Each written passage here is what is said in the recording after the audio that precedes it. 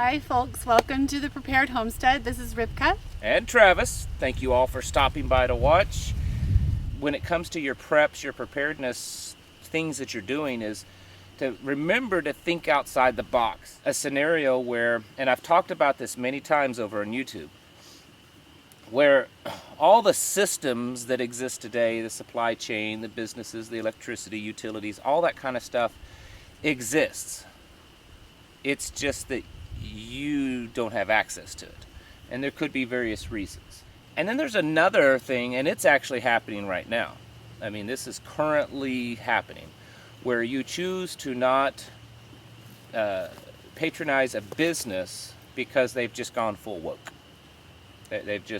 You're feeding into the beast system by doing business with them. And I know that's maybe putting it in an exaggeratory kind of way, but I don't know if that really is. It may be more accurate than we believe. I think some are definitely much more overt than others. Yeah, and they all are. I get it. People, you could say, well, how far are you going to take this? You know, like on the surface, Target has now become way more woke, left woke than Walmart. Walmart, on the surface, is kind of holding things back a little bit. I think they know, because like their boys section still looks like boys for the most part. Point is that at some point, as this all unravels, it's going to get to a point that there's not going to be a lot of places that folks like you and I that have standards, that have morals, that say, this is the red line and I'm not crossing this line.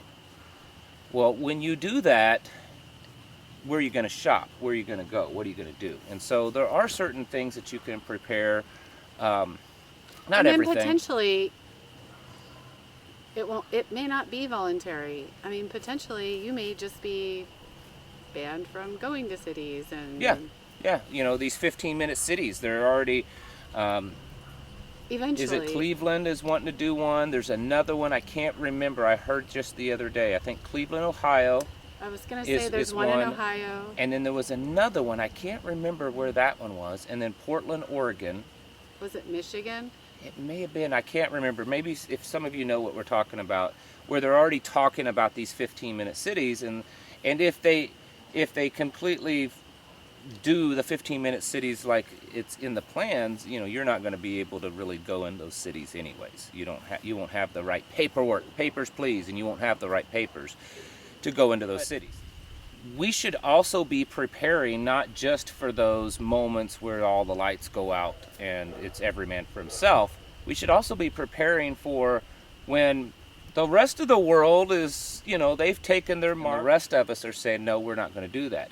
So what do we need to be doing with supplies, with how we set ourselves up? Because I think that that's a very, very real scenario, maybe even more real than an EMP knocking out the entire grid for 100 years or something like that. And we were just talking before making this video, things like clothes. Like, we have children, and who will be adults one day. They're going to be adults. They're going to go through. They're going to be pregnant. They're going to go through different sizes of clothes and shoes. But having things like clothes, shoes, glasses, extra stuff. You know, and they don't have to be nice. Socks, also, weather. You know, for instance, like here where we're at, the winters, while we can have little pockets of harsh weather, we have overall mild winters. Not as mild as like down in Texas in the south, but you know, we're not talking like Minnesota winters. But what if we did start having Minnesota winters? Do we have the clothing? Yeah, because just a couple of years ago when all this started, one of the big things you were talking about was the grand solar minimum, which is still an issue, but it's kind of taken a back burner. Right. But it's still something to consider. And then, you know, poles shifting. Right. If there was pole shift, there was a solar flare, with EMP, if there was a nuclear winter, all these things could drastically, rapidly change our climate. And typically with most of those, it's going to be colder. Not too many of them will heat up rapidly. It's usually cool down rapidly. And so, you know, do you have clothing to deal with a winter that's much colder than what sleeping bags, ways to stay warm. Things, boots, socks, all that kind of stuff. So even if even if you're down in like Arkansas, Louisiana, Oklahoma, Mississippi and places, you're like, a light jacket's good enough for us. Texas is good enough for us in the wintertime. Everyone should have at least one heavy coat. And it doesn't have to be fancy, none of these extra clothes. Because it doesn't matter then, If you like a certain brand or style of clothes now, that's totally fine.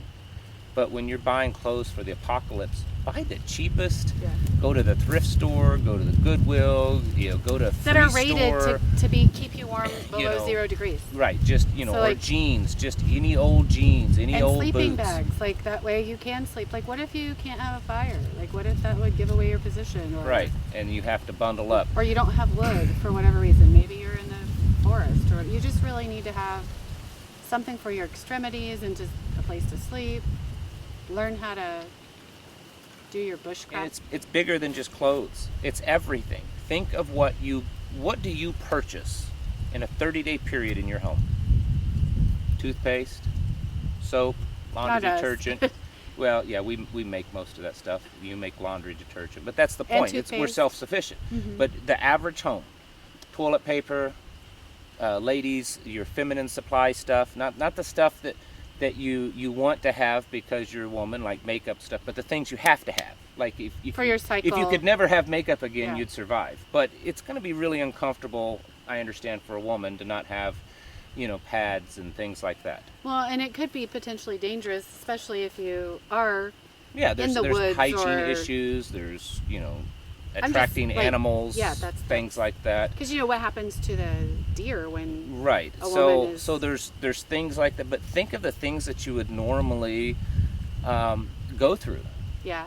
And not just your food. Not just thinking of those things and buying those things, but think of like reusable ways to buy those things. Renewable. So reusable toilet paper, reusable pads, reusable, a lot of, and I don't mean to be graphic, but a lot of women use the silicone cups, having several of those. Reusing, reusable, ways, towels, and just anything that you can get your hands on. There's ways to make these sorts of things too. Mm-hmm. Out of rags. Yeah. Just make sure you have a sewing kit. Make sure that you have these kit, things. You know how to use it. Again, learn how you're not having to buy. Out of, yeah, wood. there are things that you can make out of nature. Learn how to spin, because eventually you're not going to be able to buy. This is where my thinking was 10 years ago. Like, what am I going to do if I can't buy something? If I can't get to it? If I don't have the gas to get there? If I don't have the money to buy the gas to get there? Right. What am I going to do? Right. So, learning to spin, learning to weave, and having the supplies to do that. Yeah. And it doesn't, I know you're thinking, man, you're talking about a lot of money being spent. It really doesn't have to be, because if you think about it and you're frugal and you do a little work of looking around, you can find a lot of this stuff really cheap, especially to make things. And again, we're not talking like designer stuff, or we're not talking about, for instance, say fabric. This is something that just popped in my mind. You mentioned sewing and knitting and things like that. You should stock up when you can on material, yarn, things like that. But you don't have to be buying the nice stuff. No. And you can buy stuff used. You can either get stuff used. You can go to thrift stores, or last go summer to... I got on that reusable site Mercari, and I got 6 towels for like $11, like big beach towels. Yeah, those were pretty nice. Or you can go to, a lot of these craft stores. Maybe they'll have all the ugly color stuff, the stuff that's ugly print and the ugly color, and it's super cheap. Well, it doesn't really matter. On sale. And it's on sale, it's on clearance, Facebook Marketplace, Craigslist, just family. Maybe your parents or aunts and uncles and stuff sew, and they just have all this old stuff that they're throwing out. No one wants it because it's all out of style now. Well, old I guess blankets. Like there are different lots for different kinds of yarn, right? Like if there's one color, there's different lots, and so they might not match. Right. But I got 6 rolls for like $2, which you can't do that at a craft store. On Etsy, because somebody over purchased and then they were reselling it later. It was old yarn. Right. I mean, just things like that. Like, I'm not telling people to thrift stores. And I'm not telling you to start hoarding things. You certainly, and that's that always ends up being a problem with a lot of people, is how much room you can spare to store all this stuff. Yeah, so you're going to have to be compact as much as you can for your situation, but I would certainly be doing that. Yard sales, you find these old blankets and they're like, it's out of style, it's ugly or but something. Then also but like the skill set, like still learning works. how to sanitize without bleach Right. or iodine, learning how to prep a woman for giving a baby Right. without having access to, because you might have enough for a couple of years, but what if it is a long-term thing? Right. And that's I don't know, why we just stock learning up how on to do medical that. supplies. The things that are happening, it's not just that there's a possibility that there may be a few weeks or few months that you can't get things, or that things are hard to get, or they're expensive, or whatever. When we're talking about a complete reset of our civilization, which is exactly what they're trying to do, we're talking about every normal way that we live, that we do things, is going to change. Mm-hmm. And the way they're talking, if things work out like they want it to work out, you and I, we will have to make a choice. Do I want to be able to go and buy these things that we need? Do I want to be able to have the electricity that we want? Do I want to have, gasoline in my vehicle, medical treatment when I need it? Okay, well then the only way that I can get that is if I hand over my freedoms, hand over my religious freedoms, hand over my morality, say that I'm taking the mark, or whatever whatever you want to call it. To me, it seems more like that, like you need to be able to not just have the skill set like in paper, you need to be practicing it, but then Right. it's more than just having material. Maybe learn how to make things out of what you have. I don't know, just learning while you have the time to do it. We're not the first people to do this. No. Like, we're not reinventing any No. wheels. Just go back and look at how people did Right, it. you really should be, and that's what I say, like thinking outside of the box is actually going back and looking how people live. Yes, we can put a modern twist on it, but the reality is for those of us, whether it is an apocalyptic kind of black swan, nuclear war, EMP, one of those type of black swan events, or just something that's really cataclysmic, or the world is still there, we don't have access to it. We have to, It's like this is what you said before, living in a world outside of the world. Yeah. That you don't have access to. Yeah, you're outside of that system. And so we have to think about that. You may not have electricity at all, or even the electricity may be very limited, so that you can only use certain things. So you got to figure out what's most important. It's not a lack of faith to accept that this might not be it, because it's looked like this before to people, and just be prepared to save your family, yourself. Like, I'm not saying don't rely on God. I'm saying, do you understand what I To mean? take care of yourself, yes. Yeah. I don't think that there's anything that's a lack of faith. Joseph, he could have said, you know what, I just believe God's just gonna provide it for those 7 years of bad. Yeah. No, he had to be proactive. Noah, Okay, God, you're gonna kill all humanity on the flood. I have so much faith in you that I believe you're just gonna create this little bubble around me and my family and protect me. No, he had to work really hard to save himself. and Joshua and Caleb had to go in and fight. Throughout the whole Bible. Every God story. could have done anything with those every people. story may not have been them storing up for bad times, but every story, every person had to do something physically. It wasn't just their faith. They had to physically do something that worked with their faith. It's like Moses and all the people. You had to choose to leave. Like, he could have, if he wanted, just picked you up and magically put you over or here. just But protect him, caused Egypt to just collapse. Like, he knew that they required 40 years in the wilderness to be refined, to kind of get all of these old thoughts and things out. Like, habits and everything. And then Joshua and Caleb, when they got there, like, they had to go in and fight the giants, and everybody else was scared. Like, you have to be prepared to do the thing. Right. But we always say, listen, do the best you can, and then have faith in him to fill in the holes. That he'll fill in that gap. Yes. You go as far as you can, and you hit your limit where you can't go any further, and that's where he picks up where you left off. Right. move in faith, operate in faith, be a warrior. David was a poet. Be a good mom, a good dad, be a good friend, be a good hunter. Do whatever it is that you've been tasked with the best you can, and then trust that whatever you aren't capable of or whatever you can't, that's when he will. It's like that footprints in the sand thing. Yeah. Like you turn around and there's only 2 footprints in some places, right? I didn't know that's what was happening, but I did the best I could, and then Right. when I couldn't handle it, you carried me. You don't just wake up one day and like, oh, I have a good relationship with God. I know the voice of God, when you've never talked to him, and it doesn't work like that. Right. Everything must be exercised, and everything must be refined practiced. in fire. That's kind of what I always view our existence here on this earth. We're being refined in fire to be that top tier warrior. He's refining us. I feel like we're going through a refining process Yeah. now. And it's never been more clear, at least in my lifetime, and perhaps in any history I've ever read. Maybe biblical times, maybe a long, long, long time ago. But like you're able to see so clearly Yes. where people stand. Right. And Are you for me or are you against? Not me, God. Like, are you for me or are you against me? right. And remember that we are born for such a time as this. Whatever time that you're born in, Yeah. you were born for that time.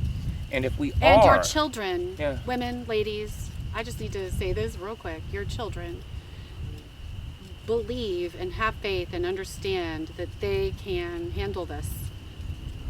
Like your children were born for this. yes. And so if we really are born into these times, whether they are the end times or just really, really bad times, we are born for this time, which means that we have That's a also purpose faith. and we have the ability Right. to make it through, and that there's a purpose At for the it. end of your videos, when you talk about get your houses in order, prepare mentally, spiritually, and physically. But this is part of it. Right. Like I said, you don't wake up one day and just have a great relationship with God. You don't even know the voice of God if you're not talking. Like, what does that even mean? Like, if we're not praying and we aren't thankful and we're not living that life, and you just all of a sudden wake up one day and I'm not saying nobody can come to him. Of course not. You can start anytime, any day, but you're not going to have the mature fruits, right? You're not going to have the meat. You're still going to be on milk when it was necessary for you to get off that milk, a while ago. I'm not saying that there's no hope for those people, but it's just better to really begin doing those things. It's that iron sharpening iron Yeah. kind of concept, that we have to put ourselves out there physically and then of course spiritually. It takes work. It takes work to shed our physical selfish desires to be close to God. I think that's what when Paul was saying that I die to the cross daily. I mean, that was a metaphor. Paul was full of metaphors, and I think that's what he talked about. He talked about circumcision daily. He wasn't circumcising himself every day. He was cutting that self off of him, that carnal desire, that no matter how good of a person we are, there's always this desire to just, well, I know I really need to, do this or that today, but what I want to do is just do nothing today. Yeah, I was thinking about, it's funny you said that, the faith is the substance of things unseen, right? Like the substance of what you can't see, and thinking about how this absolutely applies now, and it applied way before. I mean, David was forgiven because he circumcised his heart. Like you have to be willing to sacrifice, like not just your stuff, Right. like your self, like your desires, what you want. It's not going to be easy. Right. That's what I've said several times. If anyone's watched the channel long enough, that the real wickedness, what being satanic is. That real wickedness, it's not worshiping evil in as much as it's worshiping self. It's giving over to yourself. That's what real wickedness is. Well, and that's what God talks about. We're not really battling. The battle of good and evil isn't battling between being godly or following Satan. The battle between good and evil is us worshiping God or worshiping ourselves. you know, Right. giving over to Do our we selfish choose desires. That's what His way, or most do we of- choose most the of, other way? You know, throughout I the mean, Bible, most of the temptations from Satan throughout the Bible was to just give over to yourself. was within. Yeah, Like truly, the enemy lives within if you allow it. right. Like He did tempt Yeshua to try to worship him, Satan, but it was also, why don't you go ahead and eat this bread? You know, turn it into bread. I know you're hungry. You know, he wasn't tempting him to do something for Satan. He was tempting him to do something for himself. Yeah. Like, what good is it to know it? What's knowledge without, wisdom? What's Yeah. knowledge without application? This is the sanctification, right? This is I hate to keep going back to Paul, but again, he's the one that said, faith without works is dead, Right. and works without faith is dead. I mean, you have to. It's both, because can't- because everything, not everything is just nothing in our existence is just spiritual or physical. It's No. both. Yeah. There's But go you know, all the that's- way back that's why to like Moses all and the Abraham commandments and stuff, that there was always something physical you had to Yes. do. Do you think it really, really mattered to God way up in heaven that you were sacrificing a lamb, or that you were cutting off part of your male extremity or something? Those were physical manifestations of a spiritual aspect. So Yeah, the aspect. circumcision of the heart, right. and so then there is a is picture both. of this. So like eating, like when the way we eat, Mhm. we believe that that's a picture of the way our souls and our spirits should be. Right. But if you go all the way back to like what I was saying, Abraham and Moses and Joshua and Caleb and David, and I mean, you go back. All of there them, was yeah. nothing without doing. It is. And how many people might you bring to repentance through your relationship, through watching the way you live, through watching the way you treat people, and the work that you've done to get where you are? I don't know. Like, I just think it's all connected. It is. And I don't think that any of it should be taken for granted.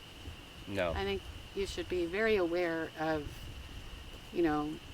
your relationships and your preparations. Not when you say spiritually, you're not just saying, like, okay, get yourself like steeled and ready to take this. Like, oh, I'm gonna take this and it's so hard. No, that it's the relationship has to be there. Yeah. I'm talking about, like you said, circumcision of the heart. I'm talking about, shedding that man, shedding yourself. Right. And right now, and do it falling now. on the face, at the feet of the Father, And not do it later, because you need to know now what your limits are. Right. You need to know now, this is where my line in the sand is. This is the Because hill I'm going to die on. Also in Matthew chapter 24, Yeshua himself talks about tribulations that we will face. The bottom line is we got to start getting ourselves prepared, getting serious, and thinking outside the box, because it's in the end it's more than beans and rice and Band-Aids. And more than bullets. just be those like- are important. Do those. But But the think outside. equivalent to beans and rice spiritually is just being like, okay, I'm just going to trust you whenever all this happens, and then not really beefing up your understanding and Right. relationship, because you will crumble, you will falter. Yep. If you aren't strong. Like, you cannot build your house on sinking sand. Right. Right? Like, that's, Absolutely. All right, folks. I think that's it. You know what you got to do. Get your houses in order. Prepare Yeah. mentally, physically, and spiritually. We just did a whole Yeah. hour of on just my talking. little tagline. Yeah. All right, folks. Thanks for watching. Catch you in the next Bye. video.